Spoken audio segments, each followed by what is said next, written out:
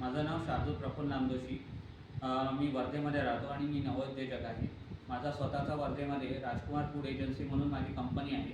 या कंपनीतर्फे मी जे घरगुती फूड प्रोडक्ट बनतात त्याची मी खरेदी विक्री करतो. सध्या माझ्याकडे घरगुती हळद आणि मिरची पावडर आहे.